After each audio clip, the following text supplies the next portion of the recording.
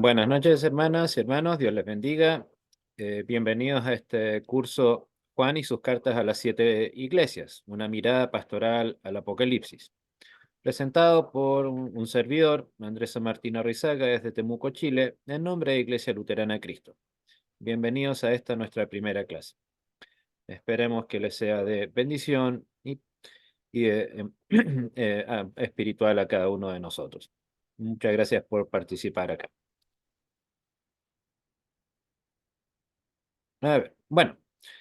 Antes de entrar en el tema libro Apocalipsis propiamente tal, creo que es pertinente, y si acaso no necesario, mencionar algunos aspectos irrenunciables en base a los cuales un servidor y mi respectiva iglesia hemos de presentar este curso. O sea, lo hacemos con esta animación, con este ánimo y o sea, no o bueno, sí, sin esperar que cualquiera de estos puntos no sea cumplido. Todos los que mencionaremos ahora son necesarios y bajo ese prisma es que se analiza el libro del Apocalipsis.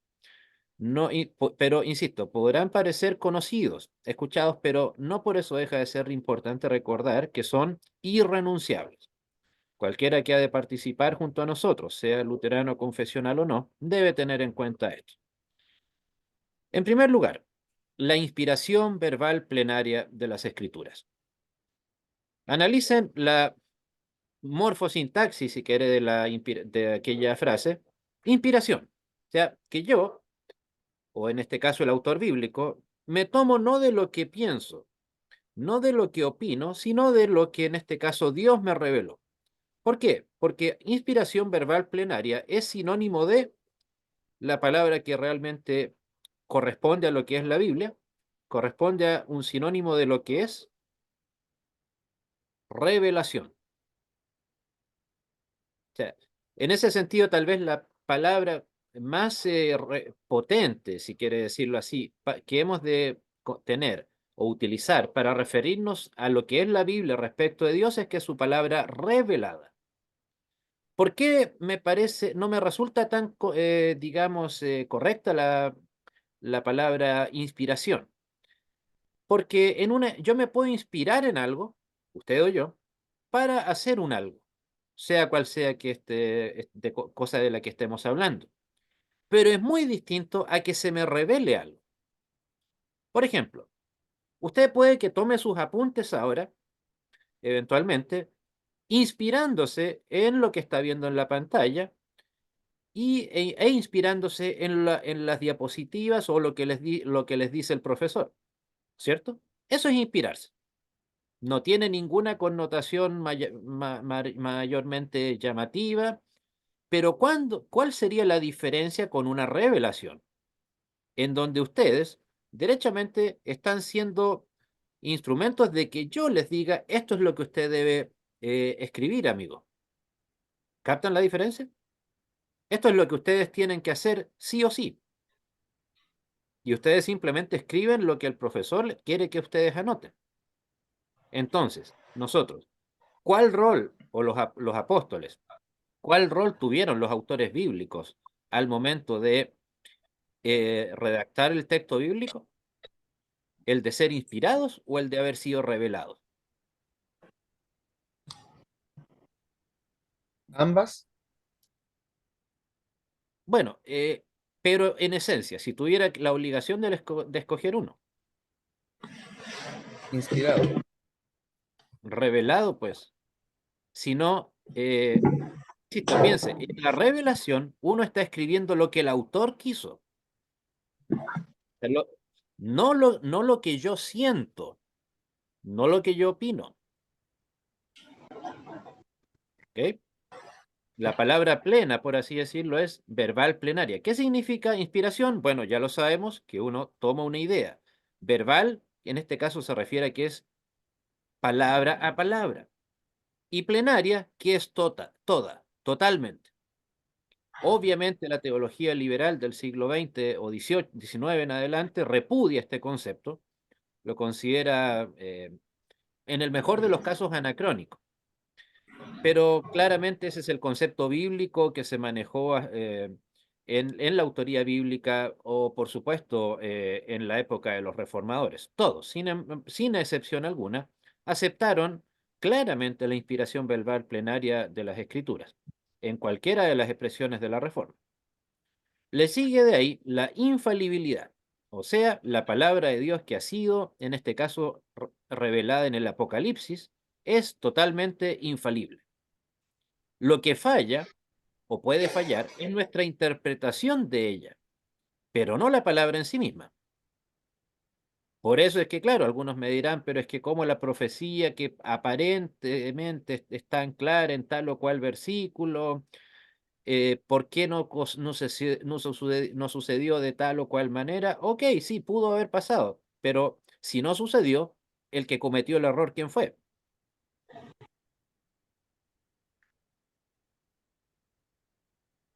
Si en 1914 no se cumplió la profecía de Charles Russell y los tiempos de los gentiles, que significaba supuestamente el fin del mundo, ¿quién es el que se equivocó ahí? ¿El texto bíblico infalible o Charles Russell? Pastor. Evidentemente Charles Russell. ¿Ok? Entonces recuerden, es la persona la que se equivoca respecto del texto, no el texto que genera el error en la persona. O sea, la culpa en ese sentido es del que se acerca al texto. ¿Por qué? Porque la palabra en sí misma es infalible, sin error. En tercer lugar, hay que creer en la realidad de su relato. Es cierto, hay cosas en el Apocalipsis que por supuesto son metáforas, en otras que son mensajes muy directos, etcétera. Pero el punto es que no hay que buscarle, como decirlo, una interpretación que va más allá de lo sencillo, de lo evidente. El texto, gracias a Dios, a pesar de que la gente suele hacer lo contrario, es muy claro cuando nos deja claro, valga la redundancia, que cuál versículos son metafóricos y cuáles no. No es necesario hacer un ejercicio de, eh, ¿cómo llamarlo?, de exégesis de alto nivel para saber cuándo en el Apocalipsis o cualquier libro bíblico, por cierto, el relato es totalmente metafórico o cuando es simbólico o es algo literal. Por ejemplo, cuando se nos dice que el tiempo está cerca en el Apocalipsis, ¿es un mensaje literal o metafórico?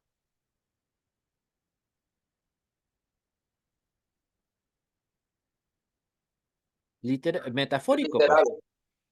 No, metafórico. metafórico, pues. ¿O acaso pasó poco tiempo desde que Juan dijo eso para que volviera a Cristo? Han pasado ya cuánto, 1900 y fracción de años y todavía no ha sucedido. Por lo tanto, ¿era real, o perdón, era literal lo que nos decía Juan? Claramente, Metafórico, pastor. exacto, era un tipo de metáfora. Pero en otros, en donde, o por ejemplo, incluso en versículos no tan conflictivos, por ejemplo, cuando les dice, no eres tibia ni caliente. Claramente no está diciendo que les haya medido la temperatura y haya llegado a la conclusión de que tenían una temperatura tal o cual en su cuerpo. También es un tipo de metáfora. Que sea una metáfora no tan difícil de comprender es algo muy distinto. El hecho de que no sea difícil de entender no quiere decir que no sea necesaria una metáfora, que no sea una metáfora. Hermano César, dígame, ¿tiene la palabra? Gracias, pastor. Sí, lo que yo le quiero preguntar es, de todas maneras, esa expresión está cerca, tiene un significado. ¿Cuál podría ser ese significado, pastor? Bueno, pues puede ser, por ejemplo, el fin de la vida de ellos, la vida corporal de ellos, puede significar que esperaban cerca la muerte, ya sea por motivos naturales o muy probablemente en realidad por la posibilidad de ser ejecutados. De que hayan esperado la segunda venida en el sentido que hoy tanto escuchamos, es muy poco probable. Eh, pero así para dar, precisamente ese es el punto que quiero tratar en este curso, que no nos, como decimos acá en Chile, embolinemos la perdiz en descubrir lo que no ha sido descubierto, en donde lo que no es claro, mejor dejarlo dejémoslo en la inclaridad que nosotros no podemos explicar. El problema precisamente con el Apocalipsis se ha dado porque el ser humano, estos últimos 200 años, no más que eso, el creyente incluso, se ha dado, digamos, un espectáculo dantesco de necesariamente encontrarle un significado exacto a cada versículo o tratar de explicar lo inexplicable, que es algo que evidentemente da para mucho, no simplemente dar, además que no se puede leer solamente a la luz del Apocalipsis, sino de que debe analizarse a la luz de la Biblia completa. O sea, eso es algo, por cierto, a tener en cuenta, haciendo un paréntesis. El Apocalipsis, a opinión de un servidor, en su estudio, la gente que lo suele estudiar, comete el gigantesco error de que estudian el Apocalipsis. Listo.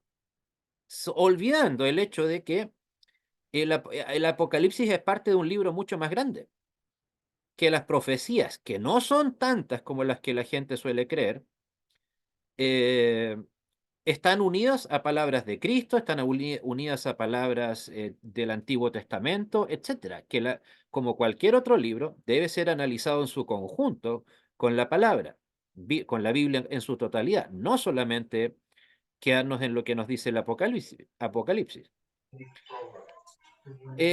Siguiendo a eso, también hay que ser plenamente, eh, estar plenamente claros en creer, aceptar la realidad de su autoría. ¿Por qué? Tanto desde el Antiguo Testamento en adelante está la idea de prácticamente no hay autor bíblico que no haya sido puesto en duda. Desde Moisés y el Génesis mismo en adelante. Todos los autores bíblicos, casi como una moda, eh, están puestos en duda. Tal vez el caso más El famoso, como les problema, que decía, es el el de problema no es ese, porque más que el tiempo. hermano, permítame, por favor. El, tal vez el autor donde la cosa es más grosera es insisto, en el perdón, en el Pentateuco. Hoy en día en la alta teología que se crea en la existencia de Moisés es prácticamente para hacer el ridículo. El otro que le sigue también, por ejemplo, es el libro de Isaías. Ya hoy en día se habla de tres Isaías y que tardó al menos unos 200 años el libro en escribirse. Y curiosamente, para mi gran sorpresa, hace unos 8 años aproximadamente, acá mismo en Temuco, el señor Edesio Sánchez, un alto personero de la Sociedad Bíblica y responsable de llevar a cabo buena parte del trabajo de la llamada traducción en lenguaje actual, decía que derechamente hay que negar la estadía de Juan en la isla de Patmos. ¿Por qué? O sea, eso es uno de esos últimos dos puntos, la realidad de su autoría y la realidad de su descripción geográfica. O sea, piénsenlo así. Si el texto es tan claro en decirnos que Juan estaba en Patmos, ¿qué sentido tiene dudarlo? ¿Por qué? O sea, esta gente me dirá, pero bueno, es que está la posibilidad. Bueno, ok, pero si tienes tanta duda, dedícate a otra cosa, hombre. Pero no te hagas llamar un creyente, mucho menos un biblista.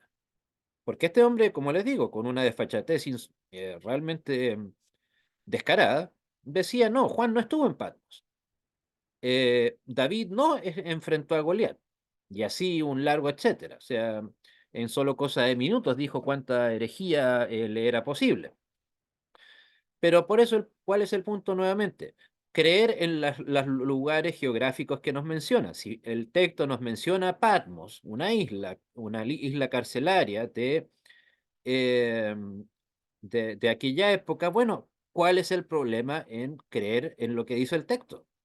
¿O es que acaso esta gente, los críticos bíblicos, como se les llama, cuando ponen en duda esto, tienen alguna justificación para negar esto? O sea, ¿cuál fue la justificación que dio el señor Edesio Sánchez para decir que Juan nunca estuvo en Patmos? Ninguna, solamente su prolija imaginación. Más que biblista debería dedicarse a la novela. Ok. ¿Algún comentario, hermanos?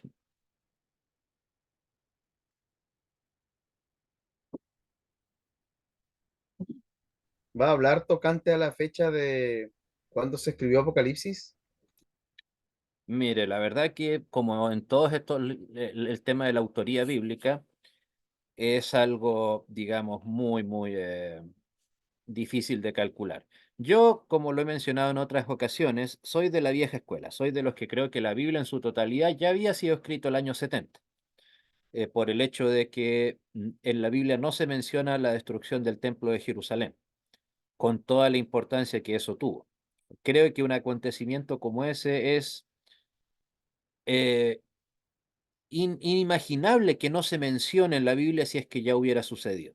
Piensen, la mayor parte de los judíos, perdón, de los primeros cristianos eran judíos. Por lo tanto, que no hayan puesto por escrito, y más aún algo que estaba vinculado con una profecía de Cristo, cuando dijo, no, no quedará piedra sobre piedra, o sea, habría sido incluso un espaldarazo muy grande eh, a las profecías que entregó Cristo. Habría sido una excelente manera de decir, el autor bíblico perfectamente debería haber dicho, no quedará piedra sobre piedra, etcétera, etcétera, y esta profecía se cumplió, va con las tropas romanas de Tito que destruyeron todo Jerusalén. ¿Por qué no lo menciona? O sea, fue un hecho traumático para el mundo judío, entonces, del cual la mayor parte de los cristianos eran plenamente parte. Entonces, que no se haya mencionado en ninguna parte de la Biblia, dice bastante a opinión de un servidor. Hermano Rafael, por favor, dígame. Eh, Me preocupa por lo menos lo que plantea el señor Sánchez como biblista. ¿Cuál es la base que ellos tienen para desmentir algo tan poderoso como lo es la estadía del apóstol Pablo en la isla de Patmos? A uno lo deja eso como que muy sorprendido y lo deja a uno como que a la expectativa, y tienden a confundir a las personas que no tienen unas bases bíblicas bien cimentadas. Miren, habiendo estado yo en esa ocasión ahí, y recuerdo que, para serle franco, más que importarme en ese momento las palabras de Sánchez, porque Sánchez es un consumado hereje.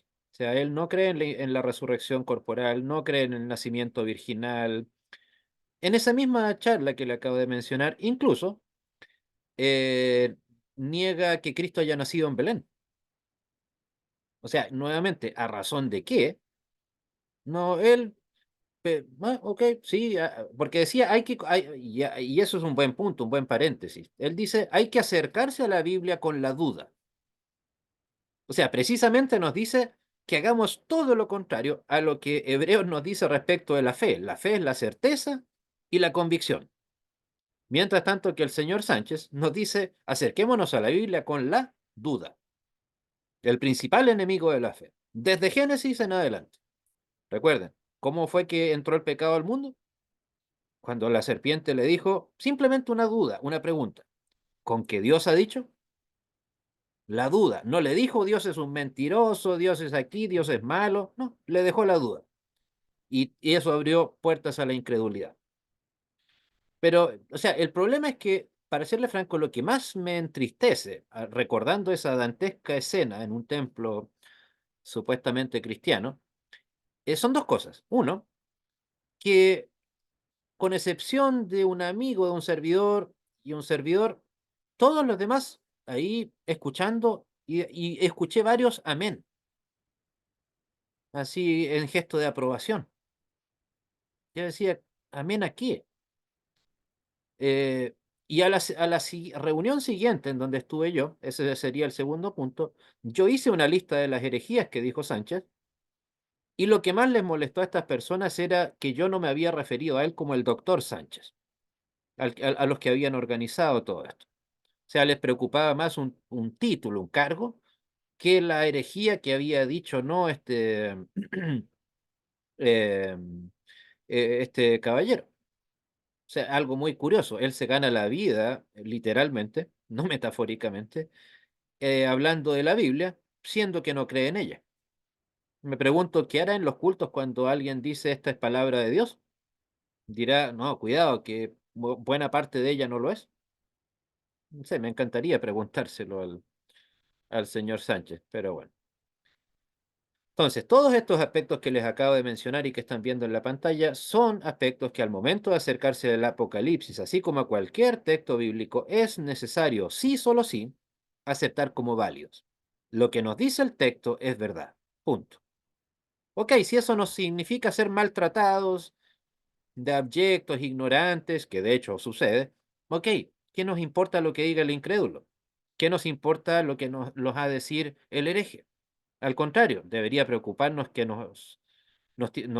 que hablaran bien de nosotros. O sea, en ese sentido, como creyentes bibliocéntricos, claramente debe ser irrelevante lo que diga el hereje respecto de nosotros. Si no, insisto, no creo que nos venga muy bien un halago de parte de un hereje. O sea, podrá ser una persona muy connotada, pero no por eso deja de ser un hereje al fin y al cabo.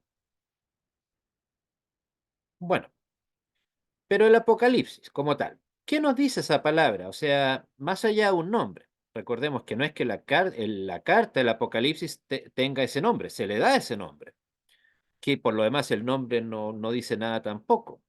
¿Qué nos dice? ¿Con qué lo asocia la gente normalmente? Bestia, fin del mundo, segunda venida, anticristo, vida, condenación eterna, lago de fuego, etcétera. Por ejemplo, la palabra anticristo, ¿cuántas veces se menciona en la Biblia?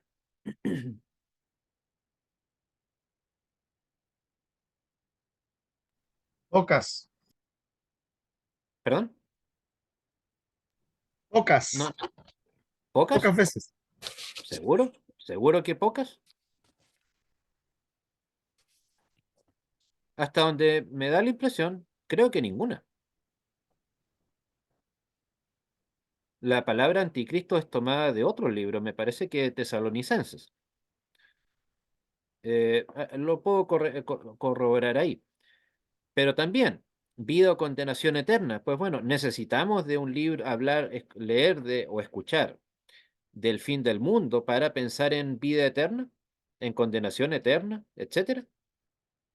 O sea, claramente hay elementos, por supuesto, palabras como las que acabo de mencionar, que claro, suenan fuertes, que son fuertes, pero no son eh, necesariamente motivo de penumbra o de preocupación negativa para el creyente.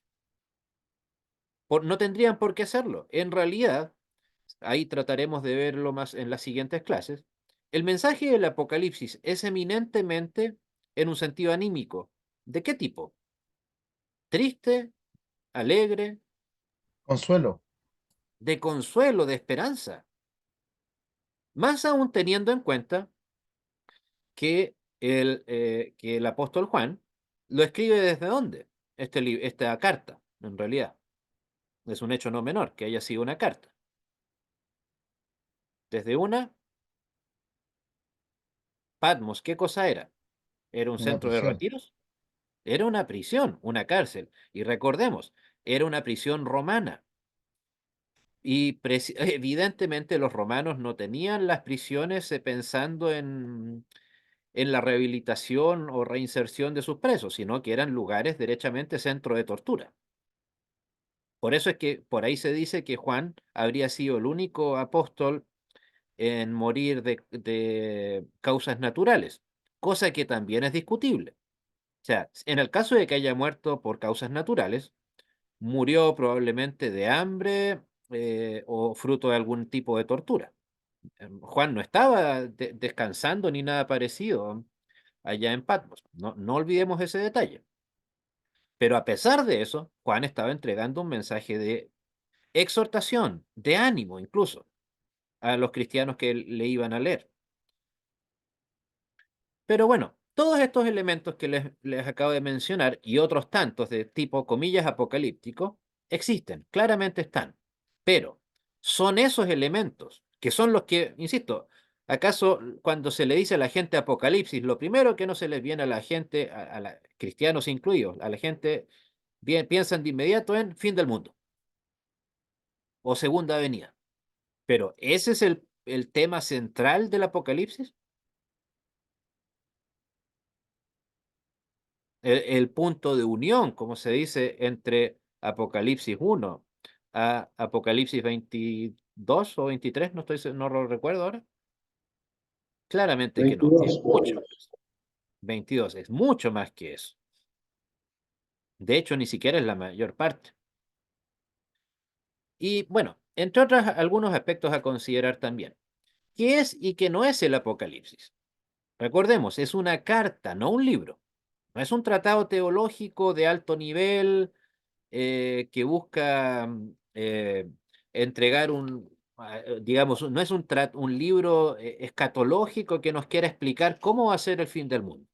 No, es una carta. Pero ¿qué tipo de carta? De exhortación y de ánimo. Porque pensemos, ¿cuál es la descripción en general que se hace, Juan, de las iglesias que están ahí mencionadas en el Apocalipsis? ¿El balance es bueno o malo? Malo, pastor. Que a la En final efecto, solamente hay dos iglesias que terminan, pues, si puede decirse, recibiendo como la aprobación de Dios en términos literales y humanos.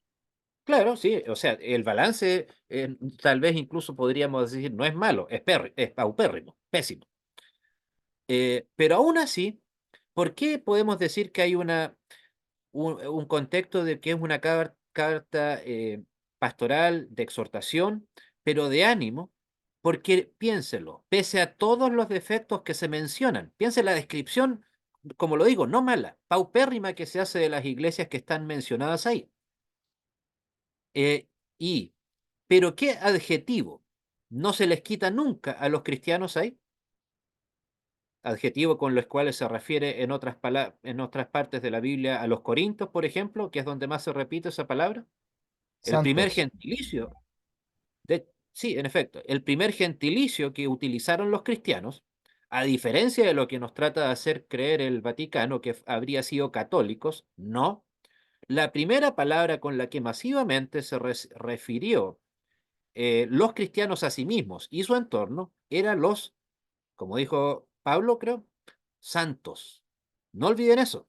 La primera palabra con la cual se refirió el texto bíblico y el entorno de los primeros cristianos a ellos, a los cristianos fue el apelativo o el adjetivo santos, apartados, etcétera. Recuerden Primera de Corintios, Segunda de Corintios.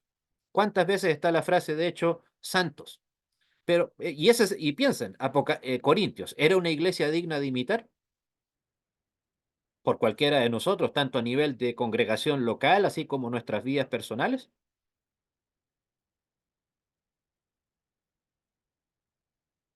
Claramente que no, pues.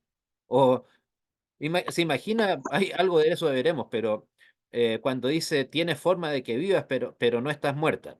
¿Se imagina comenzar un congreso de una convención de una iglesia con esas palabras? Sonaría bastante feo, por decirlo menos. Pero recuerden, es una carta en donde hay exhortación en amor, pero no olvidando de que Cristo sigue estando con ellos. En otras palabras, el mensaje central sigue siendo la gracia de Dios o de Cristo, a pesar de ellos. Si no, insisto, les habría dado algún tipo de palabra de excomunión, palabra de... Insisto, hay mucha dureza, claro que la hay. era necesario, por lo que se describe esas iglesias, por supuesto que tenía que ser una exhortación muy dura, pero no les quita jamás el título de santos. ¿Por qué? Porque ese título lo tienen a razón de qué, de lo buenos que eran, de lo bueno que fueron en alguna ocasión. De Eso la es fe así. en Cristo. Gracia de Dios. Por la obra como bien, redentora de nuestro como, Señor Jesucristo. como bien, en primera instancia, como bien dijo una hermana, disculpe que no la haya diferenciado, la gracia de Dios. Entonces, con eso, eso por lo tanto, eso trasciende a la buena o mala conducta que hayan tenido algunos o muchos en aquellas iglesias en este caso. Y precisamente un buen pastor, un buen maestro, ¿para qué está con su gente? ¿Para decirles lo correcto que están? ¿No? Para llamar No, la atención acerca de la errancia que puede estar teniendo, pues es la función pastoral. Claro, una de las tantas, pero en efecto, claro, no es una labor del pastor, del líder, del profesor, del maestro, etcétera, el decir ustedes están bien cuando no lo están. No sé cuántos chilenos hay aquí, creo que somos unos 5, me parece. Pero si hay algo que criticamos los docentes acá en Chile, es las reformas educacionales que han existido, que nos han hecho muy mal en estos últimos 10, 12 años aproximadamente. ¿Y qué es lo que más nos quejamos los profesores? Independiente de las consideraciones políticas, que prácticamente no se nos permite sancionar al alumno por su indisciplina, sancionar al alumno por su falta de estudio. O sea, acá en Chile, para los que no son chilenos, el último curso de primaria es lo que se llama octavo básico y pasan a primero medio. He recibido como profesor de primer año de enseñanza media alumnos alumnos que, imagínense, con 14 años no saben leer. 14 años. Díganme, hermanos, mis colegas que lamentablemente tomaron la decisión de hacerlos pasar de nivel de octavo básico a primero medio, ¿fue una muestra de amor o un acto de maldad hacia esos muchachos? Eso es Acto maldad. de maldad. Hermano, no le escuché. Pues depende cómo lo mire, porque para mí yo considero que es un mal que se le hace al estudiante. No se está pensando en el bien del otro. En efecto, para mí, o sea, yo que tengo una historia muy larga de explicar ahora, pero estoy haciendo incluso este año clases a alumnos de octavo básico. Y sé que 2 de ellos al menos no van a terminar el año sabiendo leer, o al menos no a plenitud. ¿Por qué? Porque el problema es que se les está diciendo, ok, usted que está terminando este año, está plenamente preparado para seguir en el otro. O sea, en uno se le está mintiendo. 2, insisto, se le está haciendo hasta incluso cruel al decirle, tú estás preparado para este nuevo mundo que se te viene, pero no lo estás. Entonces, ese mismo debe ser el criterio con el cual debe actuar el buen pastor, el buen maestro cristiano, en donde las consideraciones, digamos, comillas, de aparente bondad, no pueden tener lugar. Si en la iglesia hay herejía, debe ser no solamente criticada, combatida. No podemos quedarnos en, es que tal vez, ¿para qué vamos a ser tan duros con el hermano si solamente su personalidad lo arrebata? Pero el problema es que no toda la gente lo va a ver así. Puede que haya gente que se tome en serio su herejía. La iglesia en ese sentido no puede ser un acto o la reunión cristiana no puede ser un acto de diplomacia. Entonces, la exhortación es necesaria, hermanos, y la exhortación, incluso dura, es también un acto pastoral. Al contrario, evitar eso es un acto de egoísmo, no de un acto de amor. ¿Alguna pregunta, hermanos?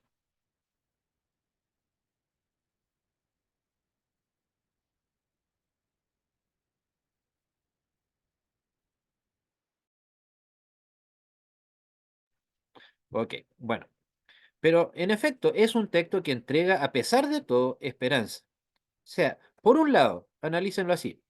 Tengo un apóstol Juan que me está diciendo me está dando una descripción horrible de cómo son las iglesias. Pero aún así nos mantiene y nos exhorta en la fe. O sea, esperanza, claro que hay ahí, porque nos está diciendo, pueden más, pueden mejorar, cambian. No los está excomulgando, al estilo del Vaticano. Por eso también es, insisto, un texto pastoral, no profético. Profético en el sentido correcto del término, sí podría decirse que sí. Recordemos, profecía es exhortar la verdad de Dios. No profético en el sentido apocalíptico que hoy en día lamentablemente llena nuestra literatura y muchos púlpitos, no de los que organizamos esto, por supuesto, pero no, la profecía, recuerden, no es augurar el fin del mundo, no está para eso, está para proclamar la verdad de Dios. Y que esa verdad de Dios a veces es de tipo condenatoria, eso tendrá que decirse. Pero por eso es que todo esto es un mensaje que entrega en primera instancia esperanza, no uno que deba infundir temor. Y ahí creo que es donde los creyentes, en general, salvo contadas excepciones que veremos más adelante, tienen el Apocalipsis como un libro, como el origen de sus amenazas, por así decirlo. Cuidado, hermanos, porque podemos terminar en el lago de fuego. Frases así que seguramente más de alguno de nosotros hemos escuchado. No, diezmen porque así pueden evitarse el lago de fuego. Reúnanse o cosas más bondadosas, buenas, como decir, ok, congréguense para evitar el lago de fuego. Hay que congregarse, por supuesto, pero a razón de que podemos terminar en el lago de fuego, claro que no, pues. No estamos para infundir temor, miedo a la gente. Entonces, pero su intención central es cumplir la gran comisión, no pregonar el fin del mundo. Pensemos la gran comisión, y de hacer discípulos a todas las naciones. Más adelante, ¿cómo termina? He aquí yo estoy con todos vosotros todos los días hasta el fin del mundo. No nos está, insisto, hablando de un mensaje solamente apuntado a las cosas que han de suceder en un futuro, ya sea cercano o lejano, sino simplemente a prepararnos para la segunda venida, pero tampoco nos da augurios de cuándo va a suceder. Se nos dice muchas cosas en la Biblia sobre la segunda venida, que va a ser cercana, pero podemos tomarnos de versículos como un día por un año, etcétera. Por lo tanto, eh, estamos ahí claramente, cambiamos totalmente el prisma de lo que significa el tiempo que ha de faltar. O cuando ah, se menciona, por ejemplo, o sea, evidentemente muchas de estas profecías algún tipo de análisis de metáfora tienen, porque claramente lo que esperaban los apóstoles era ser testigos presenciales de la segunda venida de Cristo, cosa que claramente no sucedió. Por lo tanto, esa frase, vengo pronto, ese pronto era al tiempo de Cristo, no al tiempo de nosotros. O sea, recordemos, el tiempo de Dios va más allá de simplemente lo que nos dice un reloj, un calendario. Por algo Cristo es el Cronos o el Kairos. ¿Recuerdan? Son dos cosas muy en apariencia similares, pero en la práctica muy distintas. El Kairos, perdón, ¿qué cosa es? ¿Se acuerdan? Señor, Es el tiempo de Dios, más o menos el tiempo que Dios usa para El establecer tiempo de Dios, fechas. el tiempo de Dios, el tiempo eterno, que por lo tanto, perdón, el Kairos, el Cronos o el Logos. El Kairos es el tiempo, por así decirlo, el Cronos, perdón si me equivoco. El Cronos es el tiempo humano, el que usted puede ver en su reloj, el que nos indica que ahora estamos en mayo, etcétera. ¿Y cuál es el verdadero tiempo en el cual Cristo va a volver? ¿El Cronos? ¿El el Kairos? Kairos, No. ¿Cuál es el tiempo de Dios? el Kairos, Logos. Pero, o sea, sí, Puede ser, pero, o ambos, pero no es el Cronos. Pero, o sea, el tiempo de Dios. O sea, en otras palabras, Dios volverá en el tiempo en que Él estime conveniente, según sus parámetros, según su tiempo, que no tiene por qué estar cercano al nuestro. O sea, eso no quiere decir que estemos negando, por cierto, que han de cumplirse profecías, pero lo que sí, personas como un servidor, decimos es que esas profecías se cumplan de acuerdo a lo que Dios estima conveniente en el tiempo que Él estime conveniente, no antes ni mucho menos después. Y después de todo, van a cumplirse con o sin nuestra autorización, con o sin nuestro conocimiento. Entonces, ¿para qué desesperarnos, ya que aquí hemos hablado algo de esperanza, en algo que no está en nuestra capacidad de cambiar, por muy verdadero que sea? ¿Tiene sentido hacerlo? Creo que no.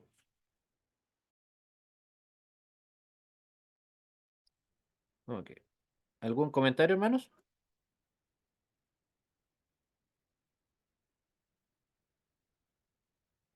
Bueno, eh, ¿qué es y qué no es el Apocalipsis? En esencia es un texto cristológico, no escatológico. O sea, está centrado en Cristo, no en el fin del mundo. Que parte de ese proceso de la segunda venida de Cristo ha de suceder en el fin de los tiempos, no significa que el libro en esencia sea un libro que su tema central sea el fin del mundo. En apariencia sí, ¿por qué? Porque es mucho más llamativo. Y el ser humano, claramente, ¿qué es lo que más le gusta? Ver la grandilocuencia, ver lo llamativo, lo aparente. Pero si la Sensacionalismo. bien, perdón, Sensacionalismo. por supuesto, en efecto. Eh, Basta con escuchar las prédicas de los que hablan del fin del mundo a corto y casi inmediato. En efecto, son prédicas sensacionalistas que en nada de esperanza le llega, no le entregan a la gente ni la ley ni el evangelio. En otras palabras, básicamente no les entregan nada. O por ejemplo, qué sé yo, acá en Temuco, no sé si todavía está Claudio o Pablo, que algo conoce Temuco, está la plaza, la llamada Plaza del Hospital, eh, que es donde suelen ir amigos pentecostales ahí a predicar.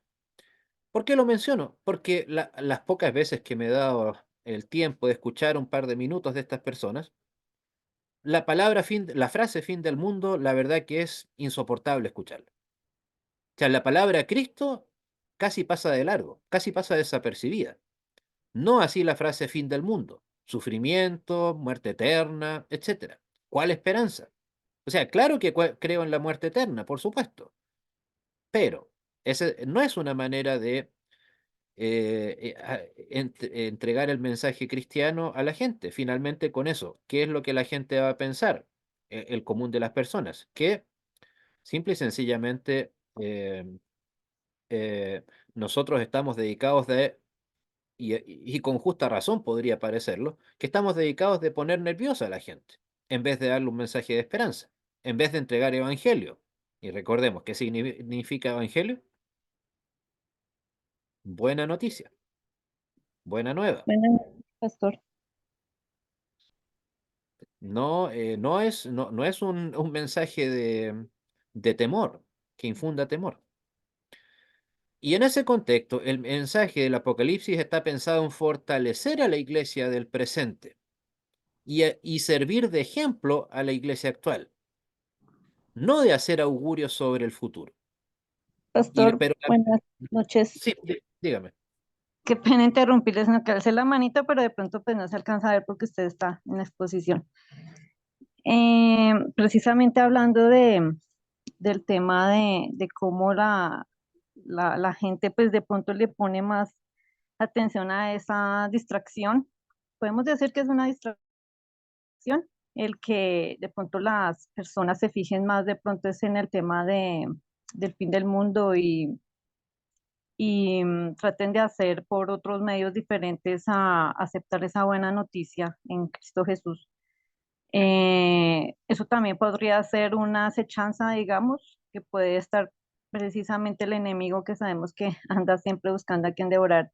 Y esto pues no teniendo que ver al diablo en todos lados, pero sabemos que también hay una guerra que también puede confundir las mentes y que puede ser también utilizado en esa medida para que la gente precisamente infunda con temor y que sabemos que con temor pues el amor perfecto echa fuera el miedo y eso nos impide también vivir plenamente en el amor de Dios.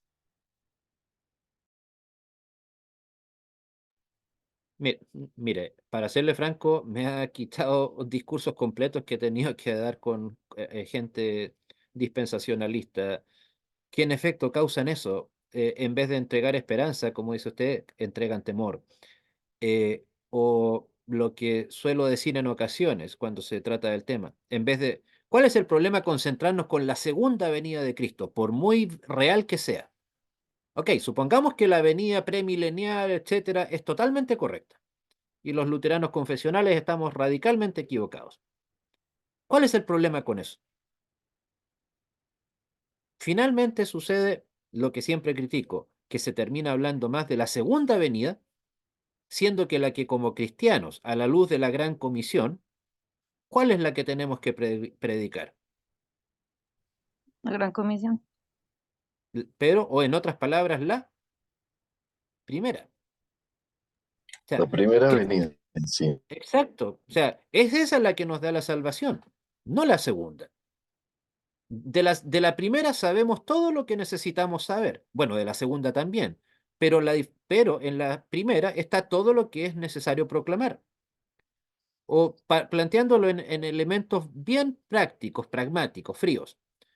Alguien va a salvarse de la condenación eterna porque tiene conocimiento a la perfección de qué es lo que ha de suceder en la segunda venida.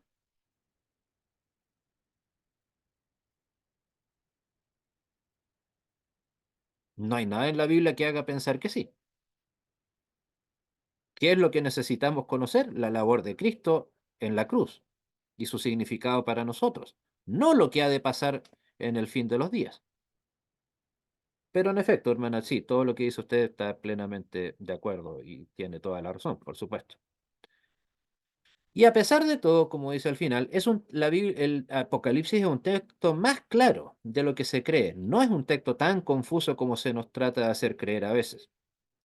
Pero el problema probablemente se da porque creemos o queremos darle explicaciones a lo que es difícil explicar y pretendemos darle una explicación sencilla, siendo que a veces hay cosas que en la Biblia simplemente no, o sea, a lo cual debemos en realidad, en vez de enorgullecernos de nuestro supuesto conocimiento del Apocalipsis, debemos precisamente guardar en humildad, reconocer al menos la frase no lo sé.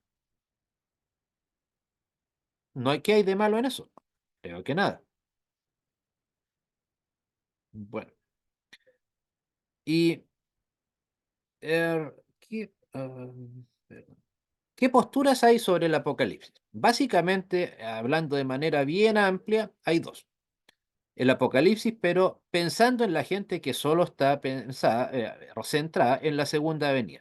Uno es el llamado dispensacionalismo, que, como bien saben, probablemente es la más popular, la que abarrota grandes gimnasios, centros deportivos, con los telepredicadores que cree básicamente en que ha de suceder un arrebatamiento de 7 años de gran tribulación, que va a estar 3 años y medio tranquilos, otros 3 y medio donde va a estar el anticristo, algo así, si mal no recuerdo. Después viene también está la versión pre-tribulacionista, en donde los cristianos no se han ido a la,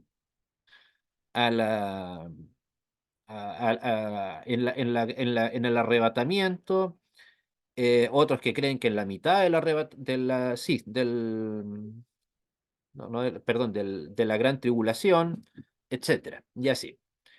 Y que tiene casi como centro de acción el llamado que Israel, el Israel de la carne, no la verdadera iglesia, no el verdadero pueblo de Dios, que es la iglesia, eh, sería eventualmente insisto, esa frase es muy clara y muy repetida, por cierto.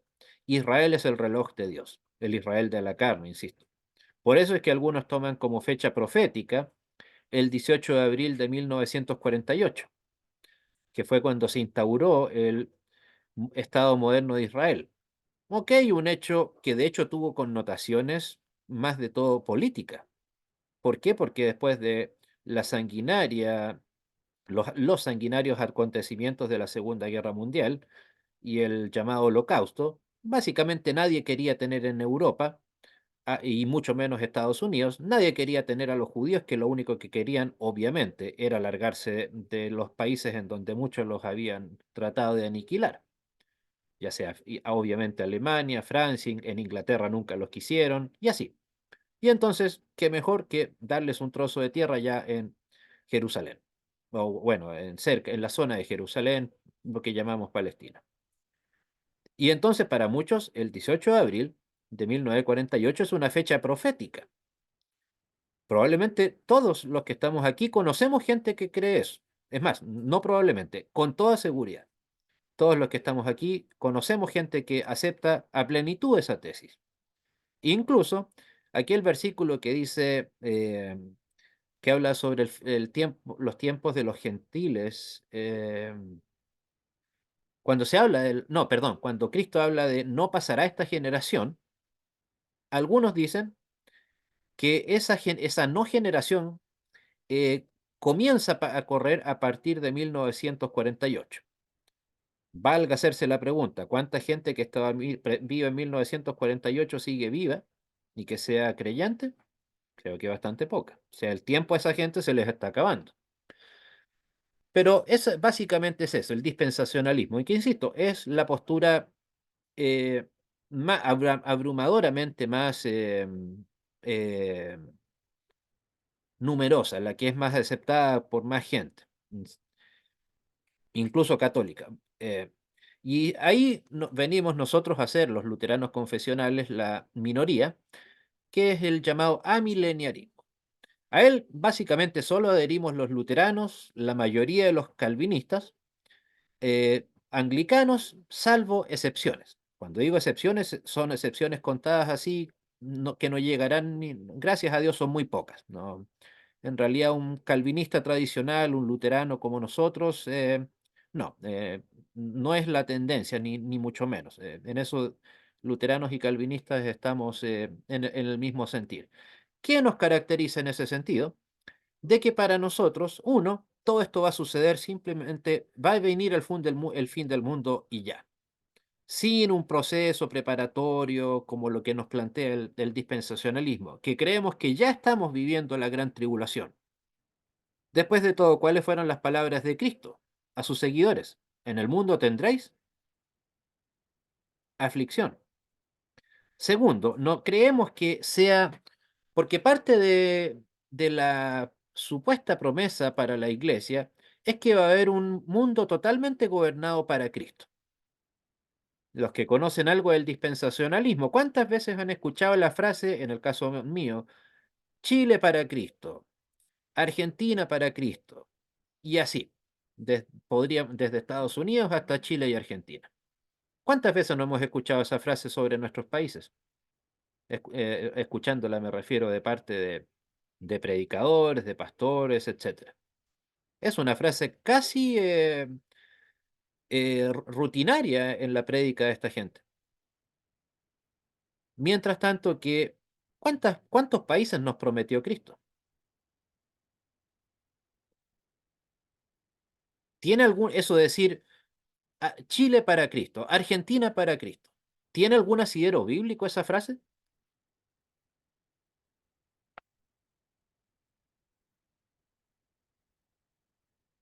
Pastor, lo que Dígame. pasa es que esas frases se utilizan más que todo con ese nuevo nacimiento de la corriente de la teología, la palabra de fe y la declaración. Yo quería preguntar algo acerca de esas escuelas de interpretación. Yo nací en las iglesias evangélicas y también en la presbiteriana estuve durante mucho lapso de tiempo. Y lo más chistoso, pastor, es que cómo se logran ciertos teólogos en sustentar, claro, descontextualizado, en sustentar ciertos acontecimientos y eventos, como por ejemplo profecías que hay en Isaías, donde dice, en cuanto a Sion nacerá una sola vez, nacerá en un solo día, y cómo ellos sustentan con semejantes fechas, de ahí donde la gente realmente le cree. Sí, en realidad si hay algo que caracteriza al mileniarismo dispensacionalista, es la cantidad de triangulaciones que tienen que hacer. O sea, se toman de versículos de profetas del Antiguo Testamento, como decimos, le salpican una que otra palabra de Cristo. De ahí en algunos casos hay palabras de Pablo, y obviamente algunas frases más fuertes del Apocalipsis. Pero, y suelen pensar que cuando yo lo digo burlándose, pero más de alguna vez en alguna conversación con gente de esta corriente, les suelo preguntar, bueno, ¿y cuál es el versículo que me diga, de cierto os digo, que ha de venir una gran tribulación? O perdón, no, ¿qué es lo que hay primero? Eh, que ha de venir el arrebatamiento de la iglesia, tras la cual ha de iniciarse un periodo de 7 años de gran tribulación, entre los cuales 3 y medio serán de tranquilidad, los últimos 3 y medio serán de persecución a los creyentes tibios que han quedado, y luego vendrá el milenio, etcétera. Pero recuerden, o sea, evidentemente no hay ningún versículo ni que por asomo habla al respecto. Pero más allá de eso, el milenio nos promete que va a haber un mundo entero para Cristo. Insisto, ¿alguna sola palabra bíblica minúsculamente nos insinúa que eso ha de suceder? No, la Biblia no dice eso, sencillamente son interpretaciones que se le da con textos aislados. Sí, por ejemplo, miren, para dar un ejemplo bien concreto, el año 2005, 16 de diciembre, tuve la oportunidad de ir a Buenos Aires a un concierto y ahí lamentablemente, sin saberlo, estaba metido este caballero argentino Motesi. Y la idea creo que era del organizador de eso era hacerle un homenaje a los grandes predicadores argentinos. Estaba Motesi, un tal Ader Quilloni, estaba invitado Luis Palau también, pero creo que no pudo estar, etcétera. Algo que no, por cierto, no me parece en sí malo, homenajear a los predicadores que han sido importantes, al contrario, me parece correcto.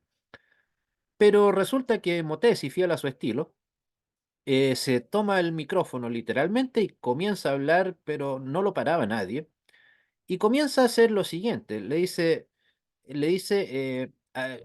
a la gente ahí, que éramos unos 90.000 personas, tal vez más, en el estadio de River Plate, dice, porque Argentina, o sea, después de una gran diatriba, una estupidez tras otra, decía, Dios me dijo que Argentina le va a decir no a la corrupción, no a la tibieza espiritual, no al aborto.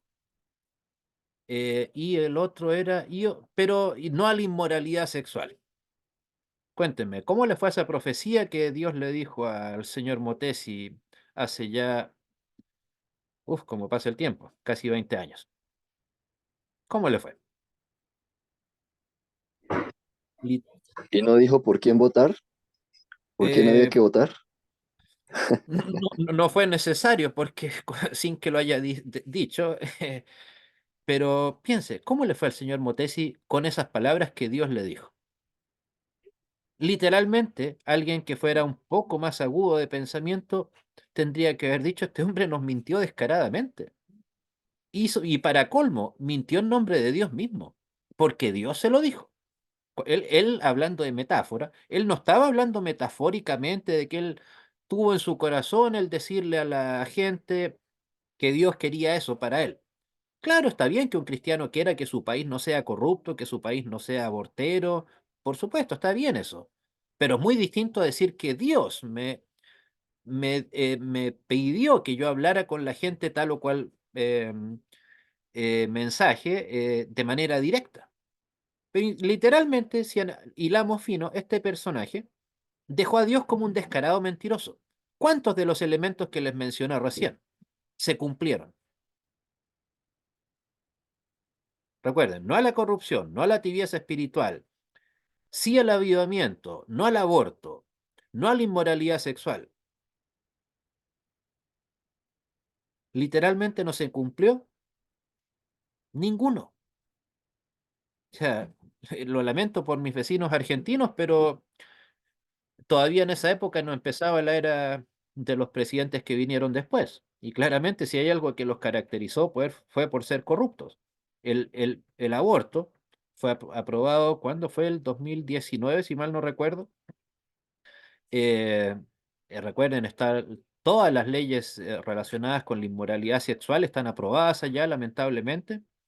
Hace poco precisamente vi un video, no sé qué título llamarle, pero alguien que se consideraba transedad y transespecie porque se creía, no sé, se autopercibe como un corderito, me parece, de 9 años, una cosa así. Y no sé, la verdad que me encantaría creer que es una ridiculez que está haciendo alguien de mal gusto, pero lamentablemente no lo es. Entonces, ¿dónde quedó esa Argentina le dice A? ¿Por qué? Ah, y bueno, el corolario de esa frase es porque toda Argentina será para Cristo. ¿Se cumplió eso? Claramente no, hermanos. Insisto, no estoy hablando de que se hayan hecho luteranos o no, de la iglesia que usted quiera, no, ni siquiera católicos. Y así, o sea, insisto, es pertinente que un creyente diga que un país entero va a ser totalmente cristiano. O sea, no lo fue ni siquiera la Alemania de Lutero, no lo fue ni siquiera la Suiza de Calvino, no lo fue la Inglaterra de los anglicanos, no lo fueron ni siquiera las 12 colonias que fueron prácticamente, las 13 colonias, perdón, que fueron prácticamente fundadas en nombre de Dios. Dios salva a nuestros estados americanos. Y lo vamos a hacer nosotros ahora. Pero piensen, ¿qué tiene de agradable este mensaje? Que cómo cae al oído, bien o mal.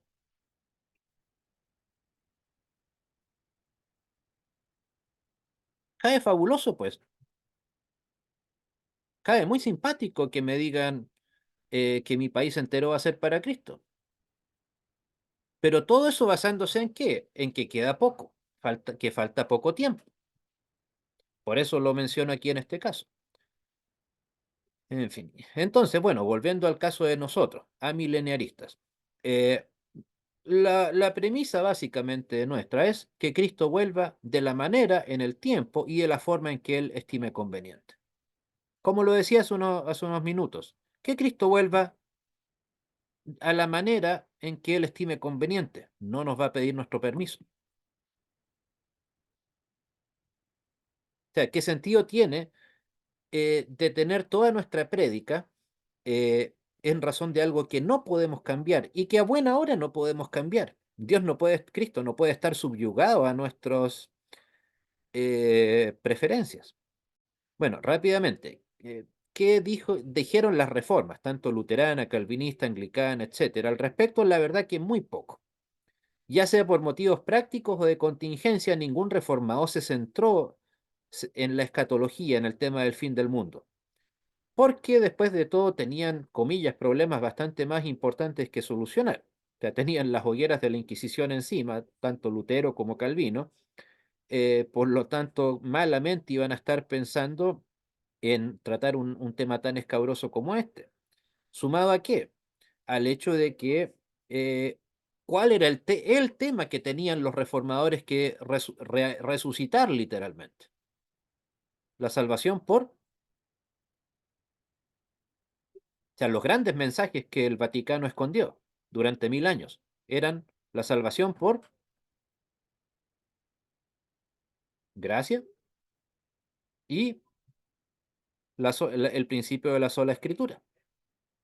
Después tendría que venir lo demás, pero en ese momento, y lógicamente, tenía que venir este tema primero, estos temas primero, no el tema de una segunda venida. Y precisamente ningún reformador pretendió crear una nueva Jerusalén terrenal, que es básicamente la idea que muchos tienen hoy en día, de que nuestros países se conviertan en una especie de nueva Jerusalén terrenal acá, y que nosotros básicamente forcejeemos a tener un mundo perfecto en nombre de Cristo. Cosa que, insisto, es una promesa que de bíblica no tiene en lo más mínimo. Bueno, rápidamente también, ese auge o furia escatológica, como lo podemos llamar, no comenzó sino hasta el siglo XIX. Eso creo que nos dice bastante. No antes, insisto, y con iglesias no surgidas en la Reforma, sino después.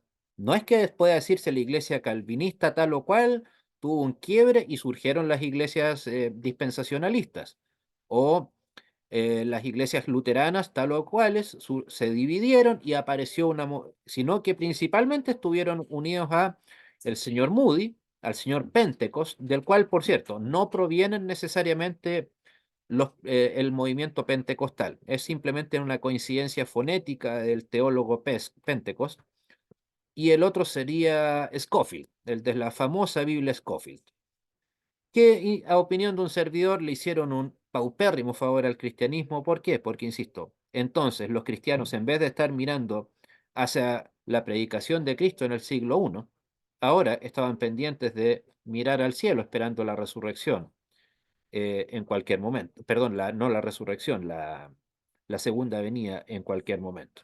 Unidos, como lo ven ahí, al movimiento de santidad, que de ahí surgieron varias iglesias divididas, que parecían ser organizaciones misioneras en un principio, pero llegando a Latinoamérica terminaron convirtiéndose en nuevas iglesias. Pero bueno, si bien no vamos a entrar en el detalle del texto en esta clase, ¿qué nos dice el texto? Nos une con Mateo 28, como lo decía hace un rato, la gran comisión. Nos une con la muerte y resurrección de Cristo. Nos fortalece en el verdadero y pleno compañerismo cristiano, o sea, unidad doctrinal y fraternal. No simplemente llevarnos bien entre los cristianos, sino guardar una misma doctrina. Los versículos que deben ser literales y los metafóricos también, no lo olvidemos, son muy claros. Su enfoque central queda claro en el capítulo 1. Ya, si bien aquí no es el tema central, pero me llama la atención que no se menciona dentro de las iglesias ahí a Roma.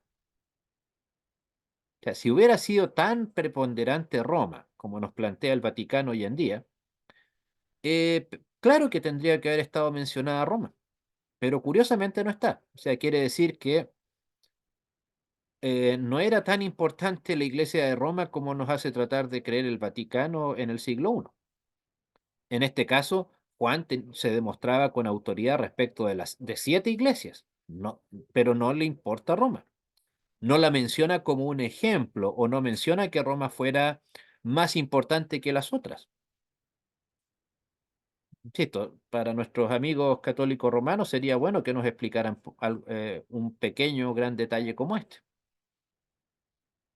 Y bueno, pero hechos que sí están mencionados. Uno es que habrá un fin del mundo. En efecto, que Cristo volverá.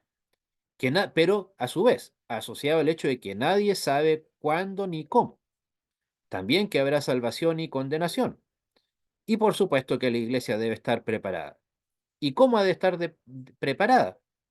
Estudiando, conociendo la palabra, fortaleciéndose como iglesia. ¿Cuál otra mejor manera Pastor, podría haber si no es? disculpe, lo que pasa es que como usted está compartiendo pantalla, no ve la manito alzada.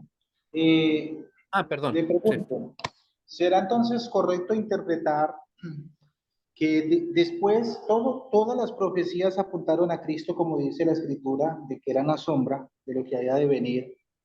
Y sin lugar a duda habían detalles como lo que sucedió con los Reyes Magos, lo que apuntaba a los profetas, a dónde había de nacer, aún hasta aproximadamente la fecha, y etcétera, etcétera.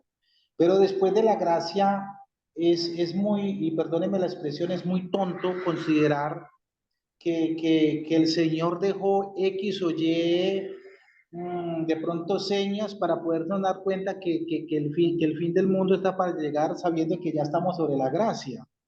Pues es mi concepto. ¿Será que de pronto estoy equivocado?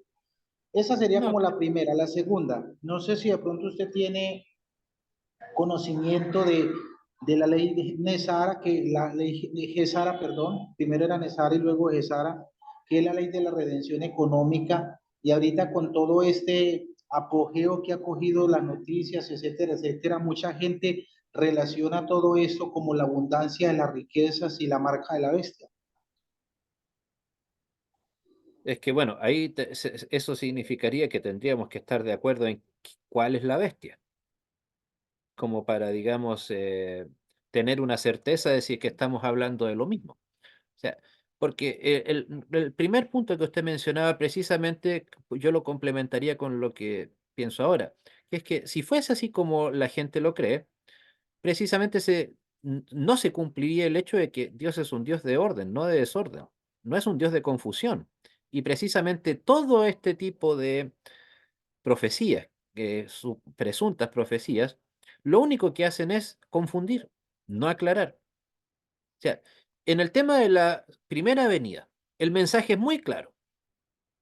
¿Por qué? Porque ese es el mensaje fundamental, el central. Por ejemplo, Juan 3:16. De tal manera amó Dios al mundo que ha dado a su Hijo unigénito, etcétera. Fin de la discusión. Salvación por Cristo.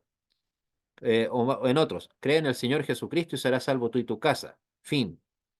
¿Por qué entonces, si fuera tan necesario conocer o tener claro del detalle de cómo ha de ser el fin de la segunda venida, es un mensaje tan difícil de interpretar? Tal vez porque nuestro entendimiento no está preparado para eso, o porque nuestro mensaje no tiene que ser eso. Piénselo, ¿qué sentido tendría en una iglesia comenzar a predicar sistemáticamente sobre em, sobre las profecías que se mencionan en el Apocalipsis? ¿Qué tanta edificación lograríamos entregar a nuestros hermanos? ¿Cree usted que en un simple sermón podemos hacer un pertinente estudio del Apocalipsis después de un tema que nos llega solamente en el caso de las iglesias protestantes? Nos llevamos estudiando 500 años. Vamos a conocer la cabalidad en un par de sermones. Insisto, también creo que ese tipo de aparente dificultad, también hay un llamado de Cristo hacia nosotros a la humildad, a no pretender hacer explicable lo que tal vez no lo es a nuestros entendimientos. No sé si, hermano, perdón. Sí, Bueno, claro, correcto, correcto, pastor. Ese es el punto.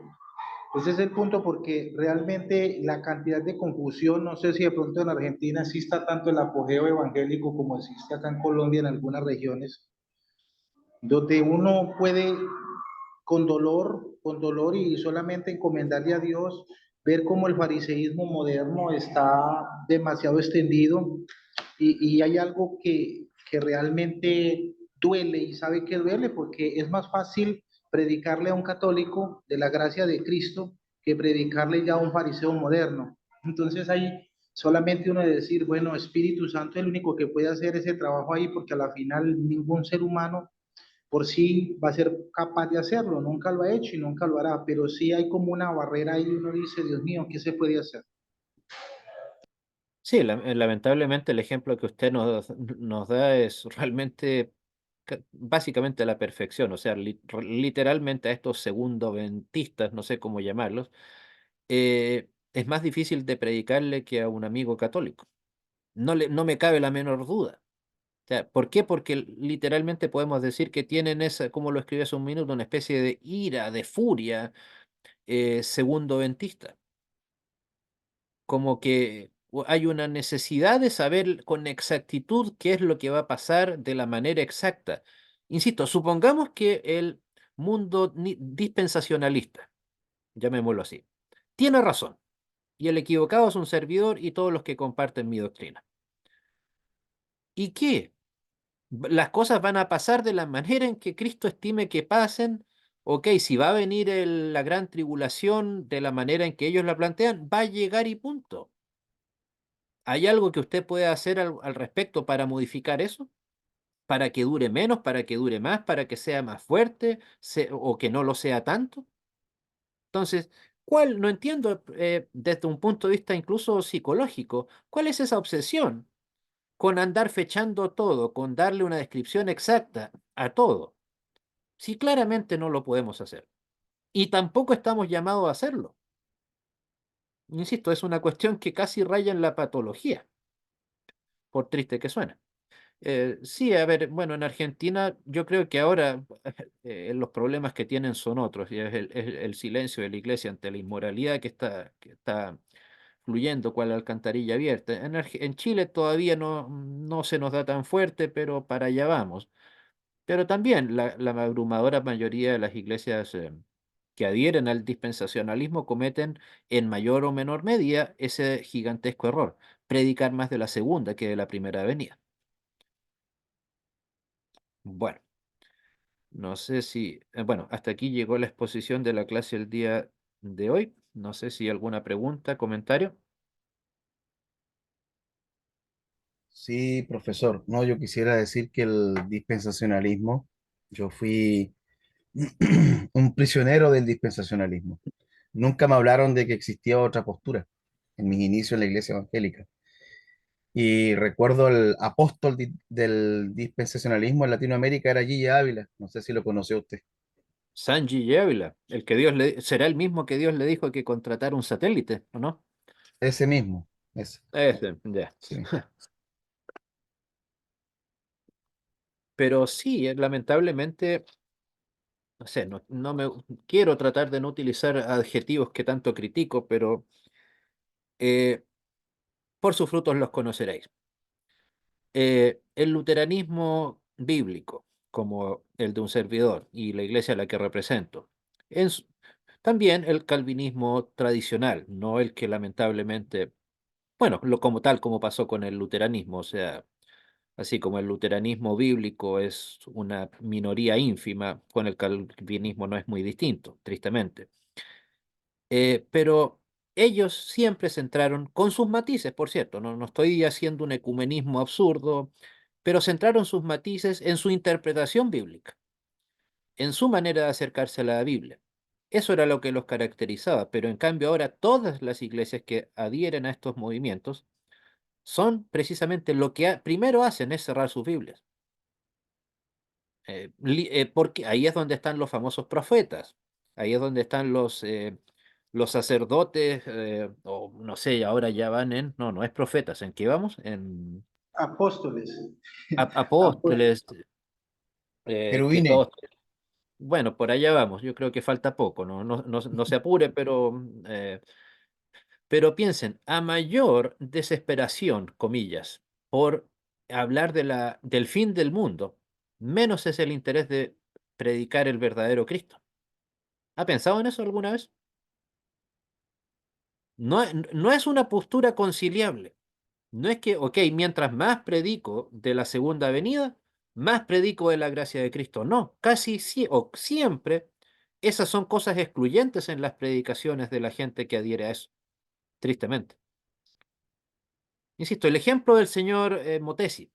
Nunca he escuchado a alguien que lo tilde de falso profeta por la cantidad de barrabasadas que terminaron siendo falsas profecías que él dijo ahí en Buenos Aires en diciembre del año 2005. Literalmente, hermanos, recuerden, ninguna de las cosas que dijo se cumplió.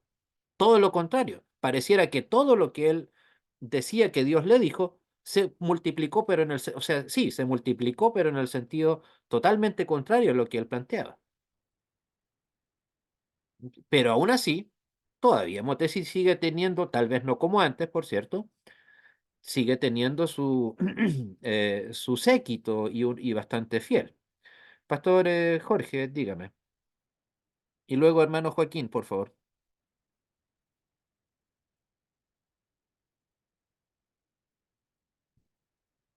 Gracias. Yo quería, cuando estabas hablando acerca de lo que es y lo que no es el Apocalipsis, obviamente es un texto cristológico, pero hay una referencia que también se está como volviendo muy popular ahora y muchos le están diciendo, pastor, pero en las redes están diciendo esto. Bueno, sabemos el peligro a veces de las redes, pero se está volviendo muy popular el énfasis sobremarcado de que el Apocalipsis es solamente un texto litúrgico también, ¿no?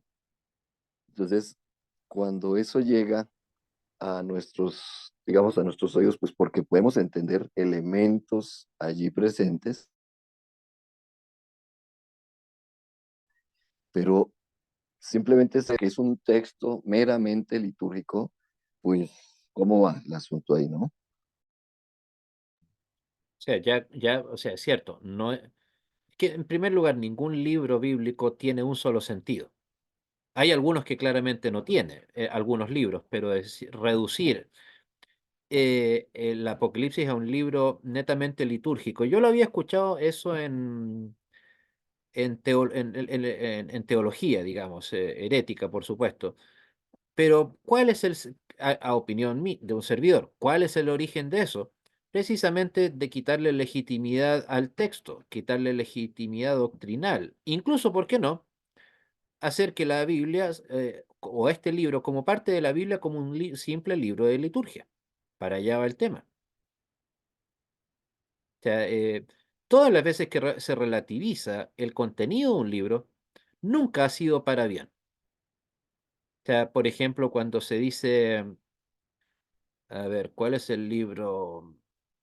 Que las profecías son simplemente un tipo de poesía.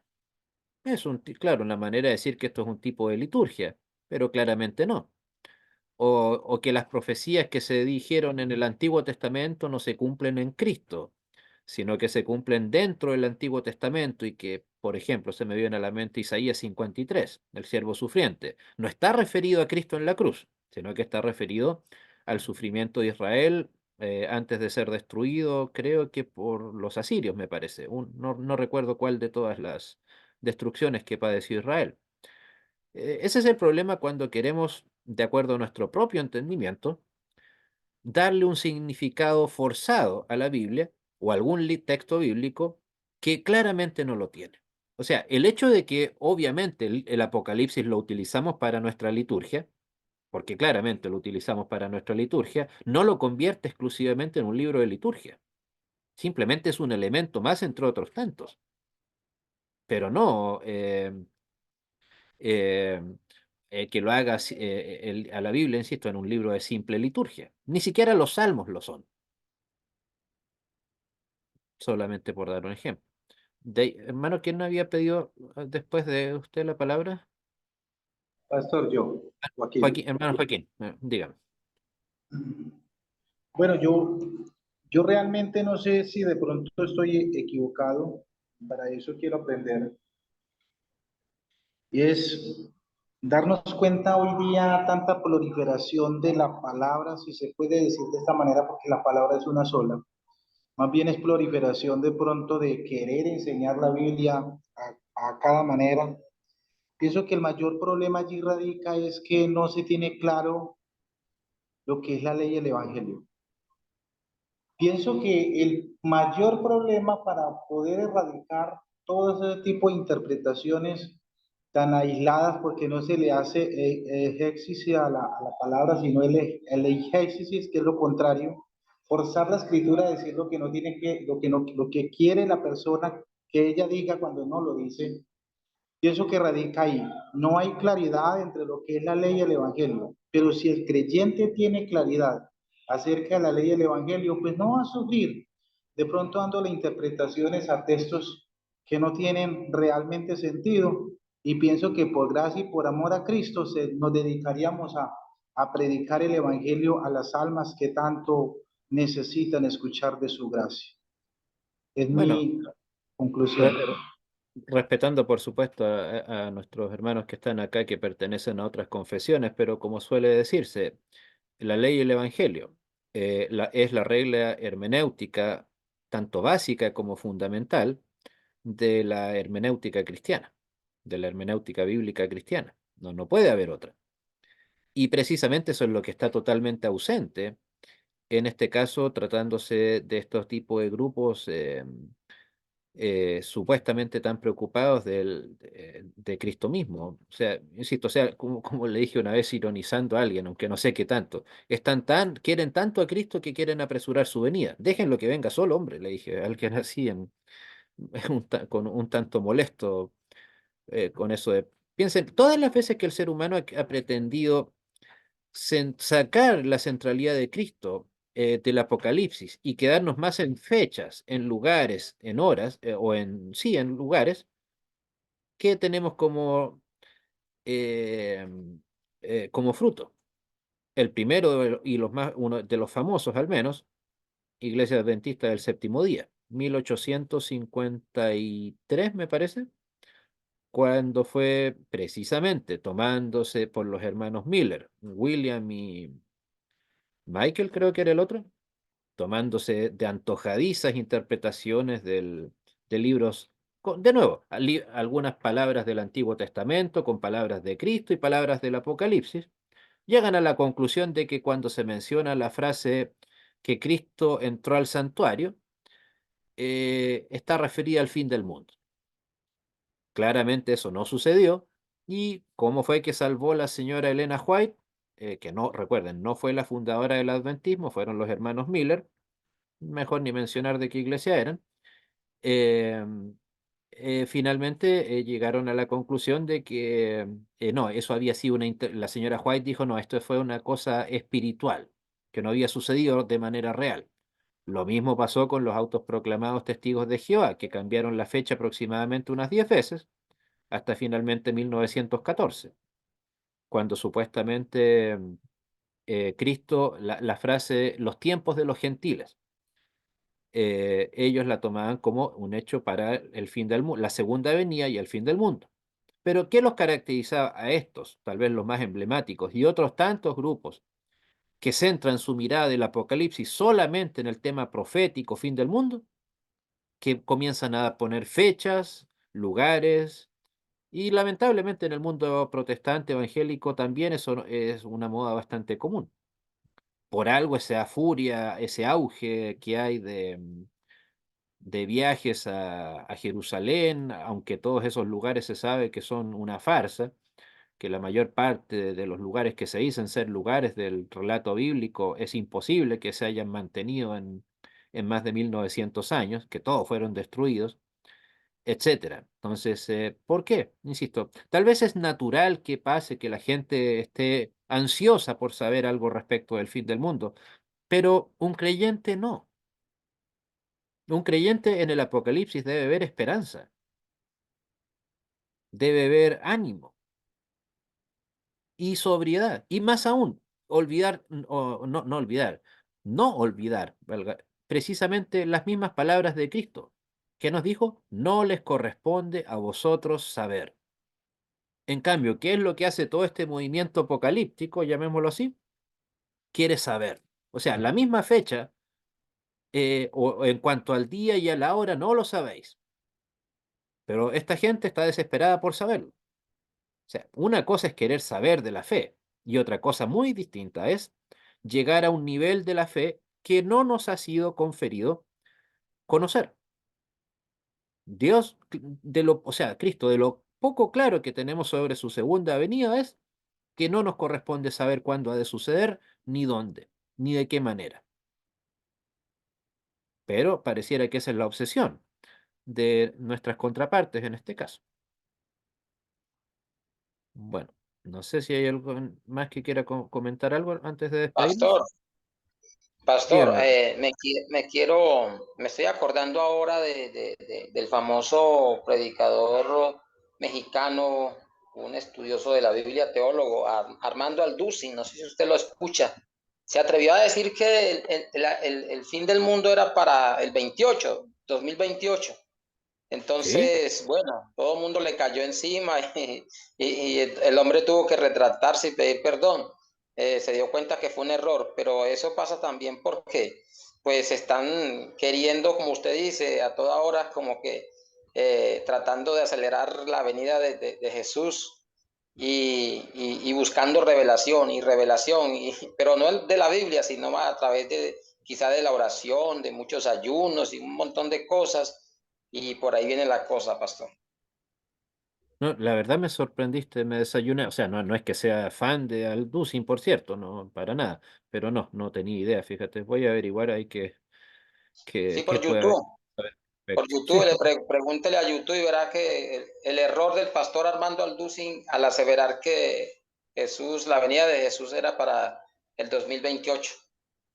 mire, y por cierto, no es que sea seguidor, como lo digo, de Alducin, pero me sorprende que él, que no es un sensacionalista al estilo de Motesi o de estos otros, me sorprende que haya salido con algo así. La verdad que ni idea, para serte franco, no lo sabía. Bueno, hermanos, Sí, pero después él se retractó. Le sí, tocó. pero me imagino, no quiero ni Sí, pensar, voy a darle una mirada a la página, sí, a los canales de YouTube de los pseudo apologetas católicos, me imagino que se deben de estar dando un festín con, insisto, recuerden, no solamente se trata de cuidar nuestro honor, se trata de respetar a Cristo en su venida y también el honor de nuestra iglesia. Claro, el Ducien es uno más, pero ahora todos los católicos romanos van a andar diciendo seguramente que hablar de la barrabasada que dijo Alducin, haciendo creer que todos los protestantes, ya sea luteranos, calvinistas, pentecostales, somos igual de ignorantes que él. Muy bien, agradezco su tiempo, hermanos, espero no haberles aburrido mucho, espero, ojalá Dios quiera verles la próxima semana. Que Dios les bendiga, pero si antes, hermano Camilo, por favor, ¿puede dirigirnos en oración? Sí, pues, sí, profesor. En nombre del Padre, del Hijo y del Espíritu Santo. Amén. Señor, te damos gracias por esta clase dirigida por el profesor Andrés San Martín. También pedimos por la salud de él, para que lo consueles, lo confortes y que se haga la voluntad contigo y con él, y que lo sigas cuidando para que nos imparta la clase. Te pido también por todos mis hermanos que están presentes, para que tengan un día muy bendecido, una noche muy bendecida y el resto de la semana. Que Dios los bendiga en nombre del Padre, del Hijo y del Espíritu Santo. Amén. Buenas noches, hermanos. bendiciones para todos.